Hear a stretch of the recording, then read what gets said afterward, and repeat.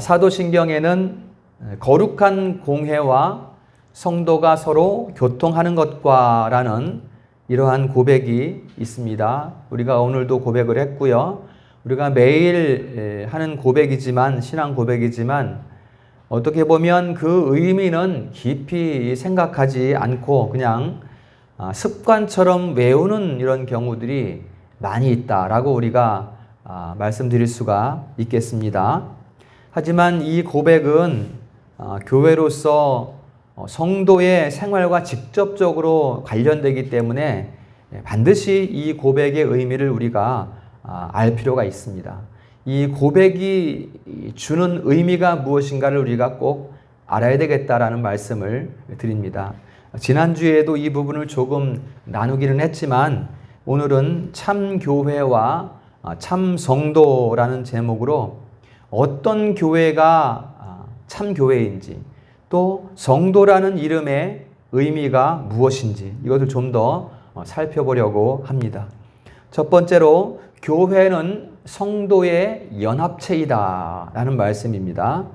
거룩한 공회와 성도가 서로 교통하는 것과 라는 이 고백에서 거룩이라는 것은 이 교회만이 가질 수 있는 특성이라고 우리가 생각할 수 있습니다. 왜냐하면 거룩한 분은 하나님 한 분뿐이시고 그 하나님의 거룩성을 닮아갈 수 있는 곳이 교회이고 그 거룩성을 소유할 수 있는 곳이 그리스도의 교회이기 때문에, 그렇기 때문에 그 거룩은 교회만이 가질 수 있는 특성이다 이렇게 말씀을 드립니다.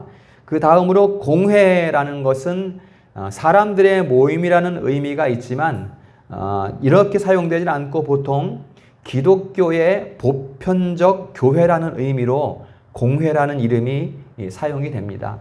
보편적이라는 것은 카톨릭이라는 이 단어가 원래 보편적이라는 의미거든요. 그래서 보편교회는 필요합니다. 전 세계의 보편적 교회를 통해서 하나님께서 만세전에 택하신 교회의 총수, 모든 성도들이 교회로 돌아와야 되기 때문에, 주께 나와야 되기 때문에 보편적 교회가 꼭 필요합니다. 그런데 이 로마 카톨릭 교회라는 이름 때문에 이 카톨릭이 안 좋은 의미로 다가오기는 하지만 그 자체의 의미는 보편적 교회라는 좋은 의미다라는 것을 우리가 생각을 할 수 있어야 하겠습니다. 그래서 거룩한 공회라고 하면 기독교 교회를 말하는 것이고, 사도신경 우리가 고백한 것은 그 거룩한 교회를 믿고 그 교회의 성도가 서로 교통하는 것을 믿는다, 이런 고백이 되는 것입니다. 그러면 그 거룩한 교회의 모습은 어떤 모습일까? 에베소서 1장 22절 이하에서 그 교회의 모습을 말씀해 주고 있습니다. 만물을 그의 발 아래에 복종하게 하시고 그를 만물 위에 교회의 머리로 삼으셨다, 이렇게 말씀하고요. 교회는 그의 몸이다. 교회의 머리가 되신 그분의 몸이다. 교회는 이렇게 말씀을 하고 있습니다. 그리고 뒤에는 만물 안에서 만물을 충만하시게 하시는 이에 충만합니다. 그러니까 교회가 그의 몸이 그분의 충만함 가운데에 있다라는 것을 말씀해 주고 있습니다. 그리스도는 교회의 머리이시고 교회는 그의 몸이다. 그리고 그 머리를 통해서 교회에는 충만함이 있다, 이렇게 말씀하는 거예요. 그러니까 교회는 그리스도를 머리로 한 연합체이다 라는 말씀이 됩니다. 연합체라는 것은 한 몸이라는 거죠. 한 몸이라는 걸 말씀하는 거죠.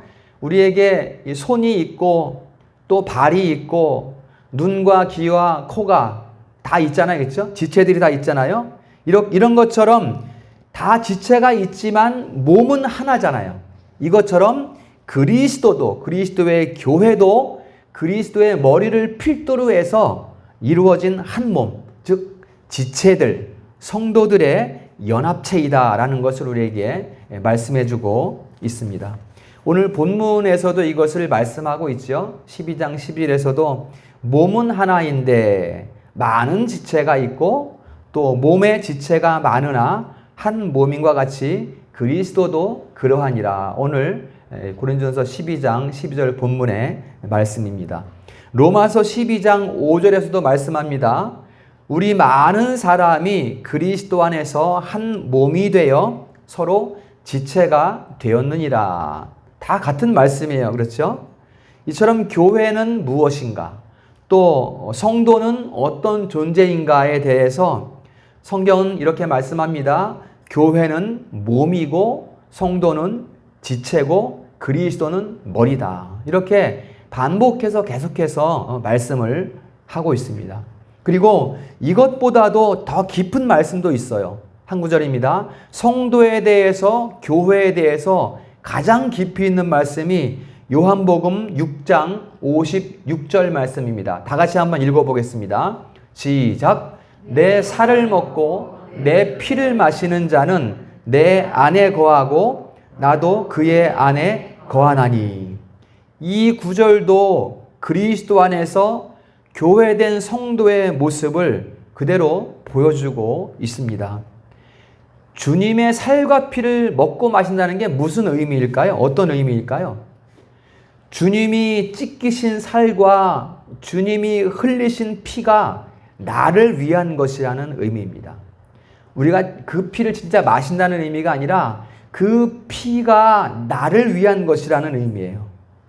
예수님의 찢기신 살과 피가 나를 위한 것이잖아요. 그런데 내가 그 주 예수의 이름을 믿을 때 주님께서 내 안에 계시니까 그 살과 피가 나의 살과 피가 된다는 의미입니다. 내가 믿을 때입니다. 주님은 우리를 위해서 살을 찢기셨고 피를 흘리셨어요. 그것이 내 것이 되기 위해서 내가 믿는 거죠. 내가 믿음으로써 그것이 내 것이 되었다라는 의미가 되는 거예요. 이것이 지금 주님의 살과 피를 먹고 마신다는 그러한 말로서 표현이 된 것입니다. 즉 우리가 주님의 살과 피를 먹고 마심으로써 주님과 하나가 되었으니 우리가 그리스도 안에서 하나 된 한 몸인 교회를 이루는 연합체가 되었다라는 것을 말씀하는 거예요. 그러니까 교회가 우리는 교회입니다. 우리는 주님의 몸입니다. 가볍게 할 말이 아니라는 거예요. 이게 굉장히 큰 깊이를 가지고 있는 고백이다라는 것을 우리가 생각할 수가 있어야 하겠습니다. 그러므로 교회의 유일하신 머리는 그리스도 한 분입니다. 다른 것이 교회의 주인이 될 수가 없어요. 다른 것이 절대로 그렇게 될 수가 없습니다. 하나님의 아들이 성령으로 잉태돼서 사람의 아들이 되셨어요. 이것을 위해서. 당연히 그렇기 때문에 그리스도만이 교회의 머리가 될 수 있습니다.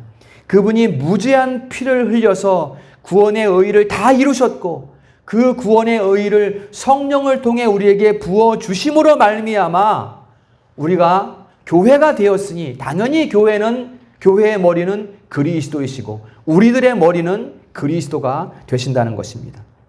여러분, 교회는 그리스도의 핏값으로 세워진 대속의 공동체입니다. 믿으십니까? 그렇기 때문에 나를 대속하신 분이 예수 그리스도라는 고백이 있어야 그래야 성도입니다. 이 고백하지 못하면 성도가 아니에요. 그리스도의 대속에 대한 고백이 없으면 거기는 교회가 아니에요. 그냥 사집단뿐이 안 되는 거예요. 예수께서 나를 위해 죽으셨고 우리를 위해 죽으신 구원자이십니다라는 고백이 있어야 그곳이 바로 교회라는 이름을 얻을 수가 있는 것입니다. 그러므로 교회는 절대로 그리스도 외에 다른 것이 머리가 될 수 없습니다. 로마 가톨릭 교회는 교황이 교회의 머리예요. 그럴 수 없습니다. 또 영국의 왕이 교회의 머리가 될 수가 없습니다. 16세기에 영국에서 수장령이 반포되면서 왕이 이제부터는 교황이 교회의 머리가 아니고 왕이 교회의 머리다 이렇게 반포했지 않습니까? 여기에 서명하기를 거부한 수많은 성직자들, 그리스도인들이 많이 순교했어요. 많이 죽임을 당했어요. 그들이 왜 순교했습니까? 그들에게는 오직 예수 그리스도만이 교회의 머리이기 때문에, 사람인 왕이 교회의 머리가 될 수 없기 때문에 그들이 목숨을 바쳐서 신앙을 지킨 거예요. 예수 그리스도만이 교회의 머리이십니다. 세상에 속한 그 어떤 것도 교회의 머리가 될 수 없습니다. 사람이 머리 될 수 없어요. 목사님이 교회의 머리 될 수 없어요. 건물이 교회의 머리 될 수 없어요. 예수보다 앞설 수 없어요. 물질이 교회의 주인이 될 수가 없습니다. 오직 예수 그리스도만이 교회의 머리시다. 예수 그리스도만이 교회의 대표가 되시는 것입니다. 그리고 나머지 목사나 장로나 집사나 성도나 나머지 모든 사람들은 직분에 따라서 교회에서 각각 다른 일을 담당하는, 다른 일을 하는 다 똑같은 성도일 뿐인 것입니다. 교회라는 단어는 바깥으로 불러냈다, 이런 뜻이 있습니다. 하나님께서 우리를 세상 가운데에서 바깥으로 불러냈다, 이런 의미가 있는 거예요. 그렇다고 세상을 떠나서 산속으로 살아 들어가라, 이런 말씀은 아닙니다. 그래서 하나님께서 우리를 바깥으로 부르시기 위해서는 미리 선택하셔야 되겠죠. 그래서 하나님께서는 교회 성도들의 총수를 미리 정하셨어요. 미리 정하셨어요. 이것이 로마서 8장 30절에 나타나고 있습니다. 로마서 8장 30절 보면 하나님이 창세 전에 정하신 자들을 미리 부르시고 부르신 자를 의롭게 하시고 의롭게 하신 자들을 영화롭게 하시느니라, 이렇게 말씀하고 있습니다. 이 영화롭게 된 자들이 성도예요, 성도. 이 영화롭게 된 사람들의 모임이 교회인 것입니다.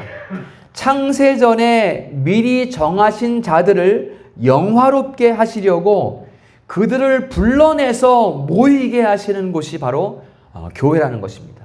그 사람들이 모인 곳이 교회라는 거예요. 그러니 거기에는 사람은 하나님께서 부르신 자들이기 때문에 그들이 교회의 주인이 될 수가 없어요. 절대로. 오직 예수만이 교회의 주인이 될 수 있다라는 것입니다.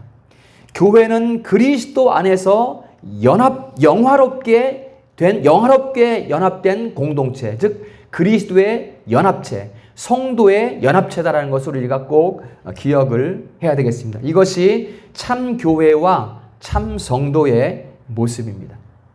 여러분, 우리는 교회가 어떻게 형성되었는지, 또 우리는 어떻게 교회 공동체가 되었는가, 이것을 우리가 깊이 묵상할 수 있어야 합니다. 그냥 지나가는 이런 말들이 아니라 깊이 묵상할 수 있어야 합니다. 우리를 교회 삼기 위해서 하나님의 아들이 대속의 죽음을 죽으셨어요. 그리고 그리스도의 교회를 지켜내기 위해서, 그 교회를 지켜내기 위해서 수많은 피가 흘려졌습니다.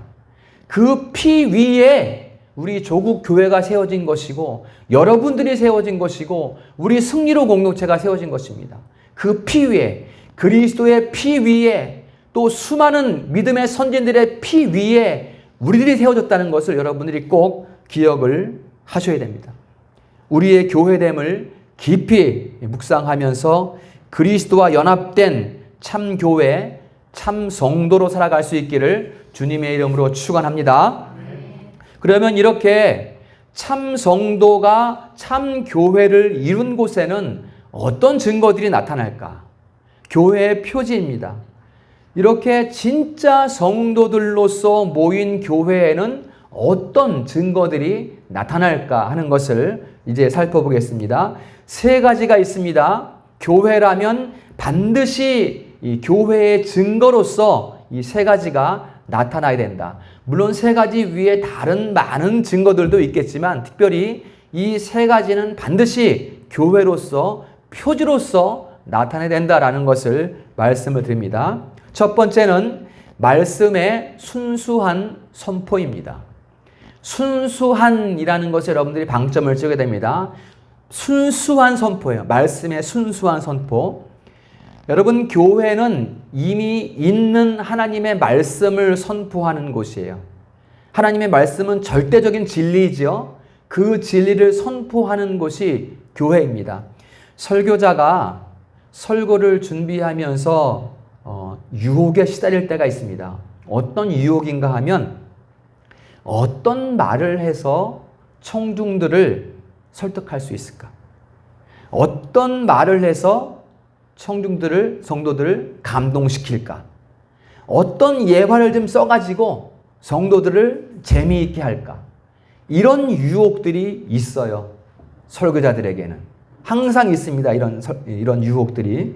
그래서 그렇지만 여러분, 말씀은, 이 설교자는 하나님 말씀을 전하는 것이지 자기 말을 하는 게 아니라는 거예요. 그러니까 내가 무슨 말을 자꾸만 찾아내서 어떻게 할까 이거를 생각하는 게 아니라는 거예요. 설교자는 어떤 메시지를 전해서 이 성도들, 청중들을 감동시킬까 이런 게 아니라는 거예요. 설교자가 할 일은 이게 아니라는 거예요.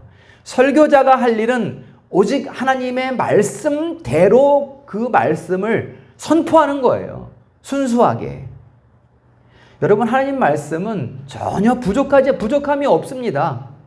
우리 삶에 대해서나 세상에 대해서나 하나님의 말씀은 완전한 말씀이에요. 믿으십니까? 하나님의 말씀은 정확무한 말씀이다. 우리는 그렇게 신앙을 고백하고 있어요. 그러니까 다른 것을 덧붙일 필요가 없다는 것입니다. 그런데 자꾸만 사람들이 덕지덕지 이것저것 갖다 붙이고 있는 거예요.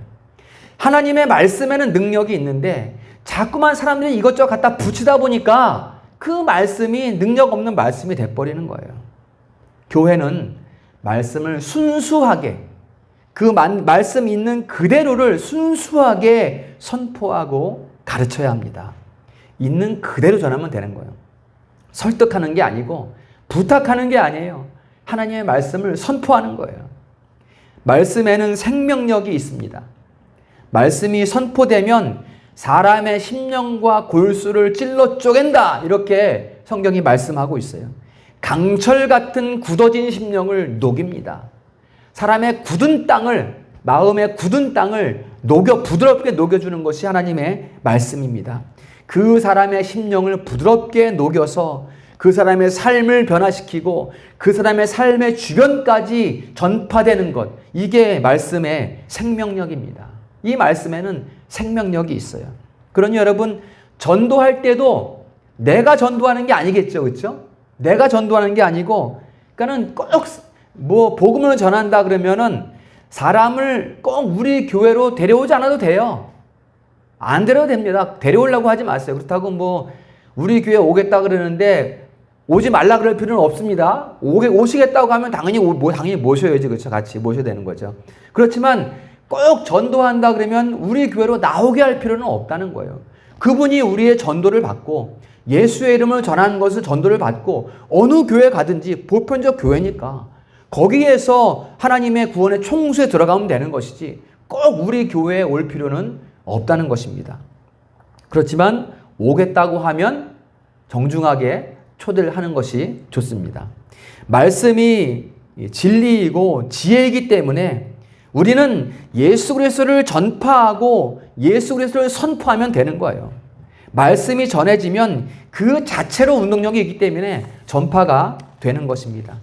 거기에 이제 그 전파에 이제 사람이라는 하나님의 도구로 우리가 쓰임 받는 거죠. 그래서 참 교회의 첫 번째 표지는 말씀이 순수하게 선포되는 것이다. 두 번째, 성례의 합법적 거행입니다. 참 교회는, 참 성도가 있는 참 교회는 성례가 합법적으로 거행돼야 돼요. 합법적이라는 데에 방점을 찍습니다.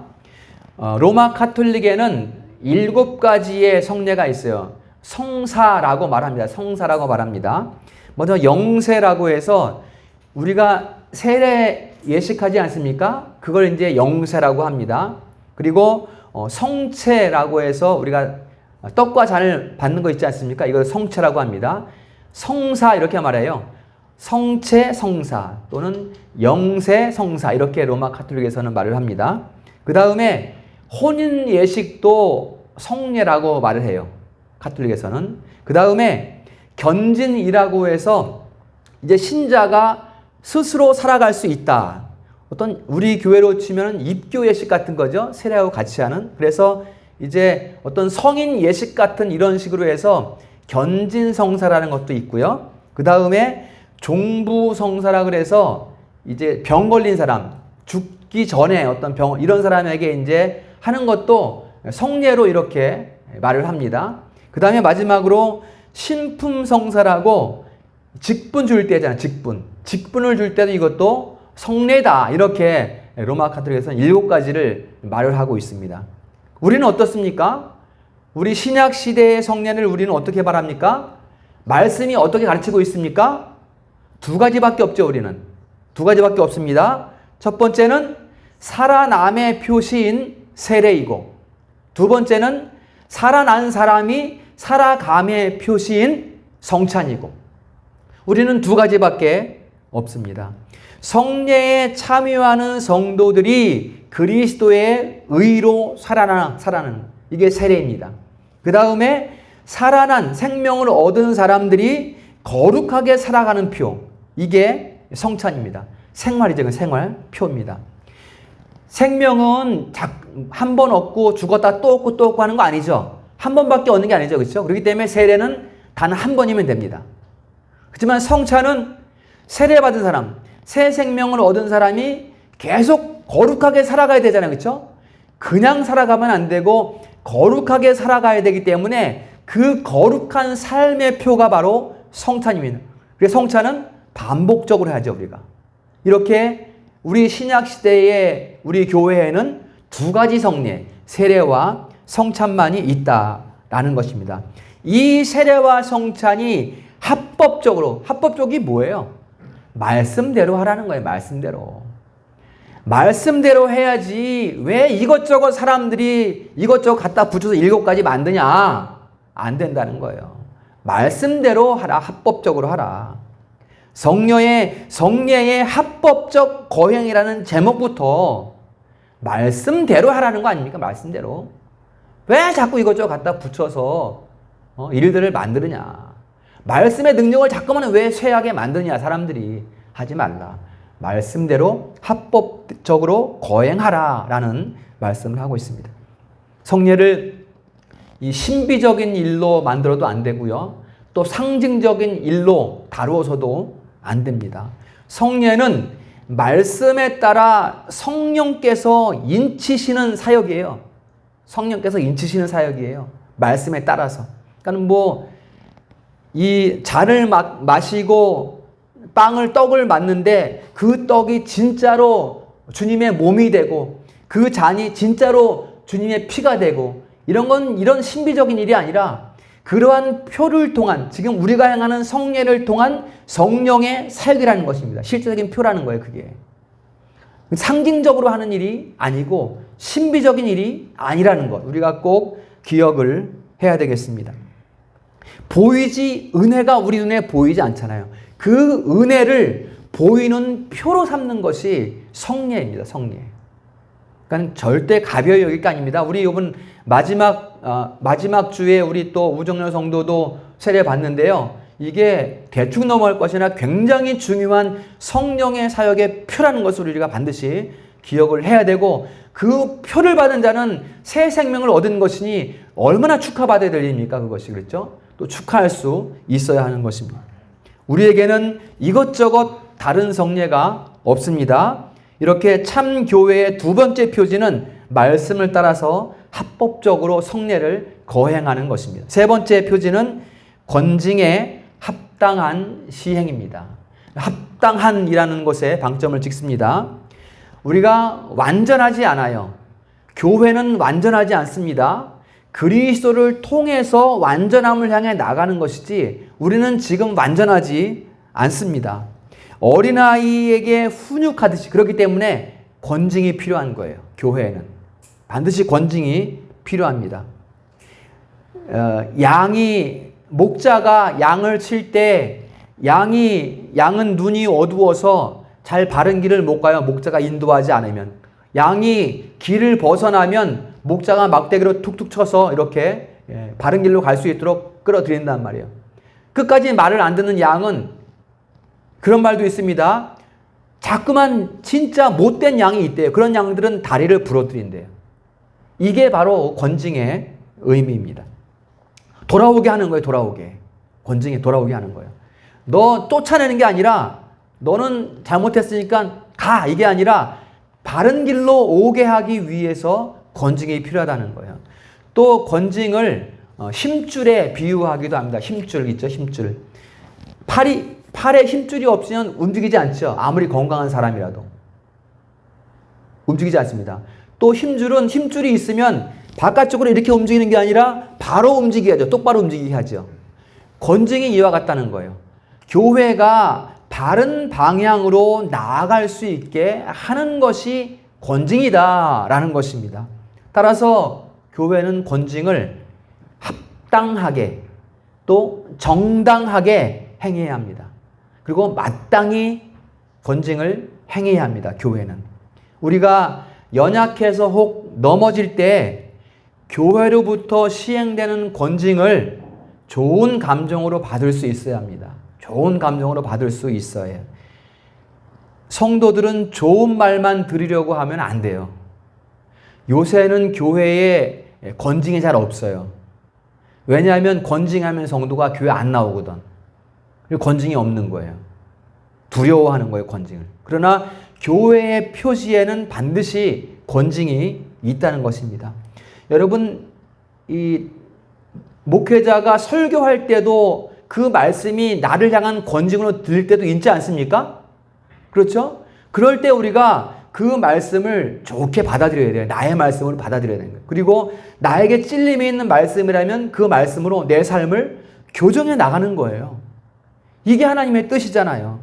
왜 나한테만 맨날 뭐라 그래? 기분 나쁘게. 뭐 교회가 여기뿐인가? 다른 교회 가면 되지. 이렇게 하면 안 된다는 거예요.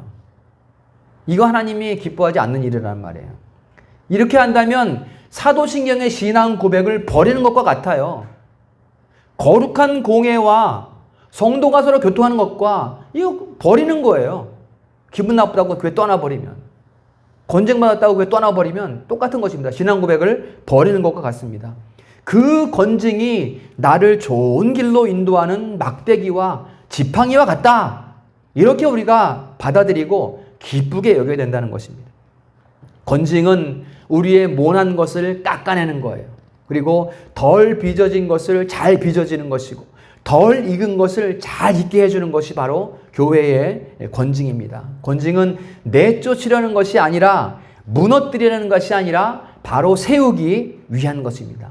그래서 건덕이라고 하죠. 건덕. 덕을 세우는 건덕. 이것이 바로 권징이다라는 것입니다.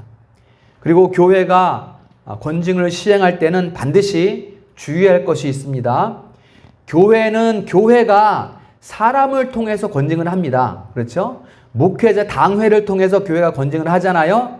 그렇지만 결국은 그 당회가 무엇을 기준으로 권징을 합니까? 자기 감정대로 합니까? 아니에요.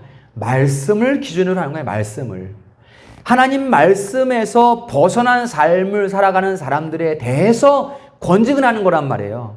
이것을 교회는 꼭, 그러니까 당회죠, 당회. 우리는 아직 당회가 없습니다만 당회는 이것을 꼭 명심을 해야 되는 거예요. 어떤 사람들은 보면 자기가 무슨 권세를, 큰 권세를 얻은 것 마냥 말하고 막 행동하면서 막 권징 막 행하고 막 지적하고 이렇게 하는데 이거 안 됩니다. 이런 태도는 버려야 돼요. 바르잖아요, 이것은. 권징은 사람이 하는 게 아니라 하나님의 말씀이 하는 거예요, 하나님의 말씀이. 즉, 하나님께서 하시는 거란 말이에요. 그러니까 그것을 위임받아 권징을 행하는 그 위임자들, 목사님이나 당회가 얼마나 신중해야 되는 겁니까, 이게? 자기 감정대로 하면 되는 거예요? 안 됩니다, 그렇게 하면. 권징을 시행하는 자들이 깊이 숙고해요. 자기가 기분 나쁘다고 막 혈압 올리면서 권징하면 안 된다는 것입니다. 또 권징을 받는 사람은 만일 교회에서 합당한 권징이, 합당한 말씀대로죠. 합당한 권징이 시행된다면 사람이 아닌 말씀에 의한 권징이기 때문에 가만히 귀를 기울이고 그 권징을 잘 수납할 수 있어야 하는 것입니다. 이렇게 참 교회의 표지로 세 가지를 살펴봤습니다. 말씀을 순수하게 선포하고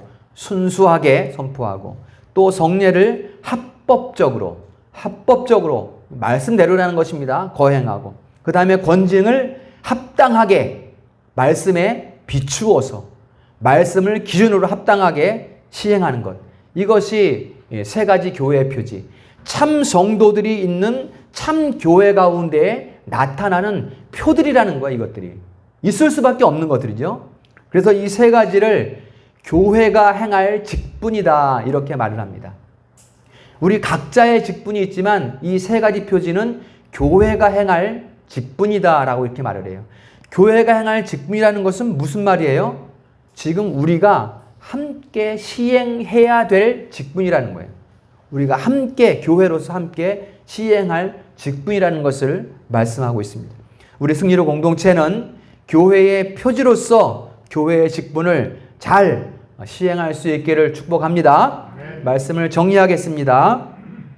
오늘 참 교회와 참 성도라는 말씀을 나누었습니다. 교회라는 말, 성도라는 말 너무 쉬운 말이에요. 너무 쉽게 하는 그런 말들이지만 그 의미가 결코 가볍지 않다라는 것을 우리가 꼭 생각을 해야 됩니다. 창세전에 우리를 택하시고 부르시고 영화롭게 하시려고 그 이루신 결과가 성도이고 교회라는 것입니다. 그리스도의 피로 의를 이루셔서 성령을 통해 그 의를 우리 것 삼아 주심으로써 우리의 머리가 되셔서 우리를 지체 삼으시고 우리를 교회되게 하신 거예요. 이게 엄청난 의미가 담겨 있습니다. 우리는 이것을 잘 기억하고 세 가지 교회의 직분을 잘 시행하면서 우리 성도님들이 주님 오실 때까지 참 성도로 참 교회의 직분을 잘 감당해 나갈 수 있기를 주님의 이름으로 축복합니다.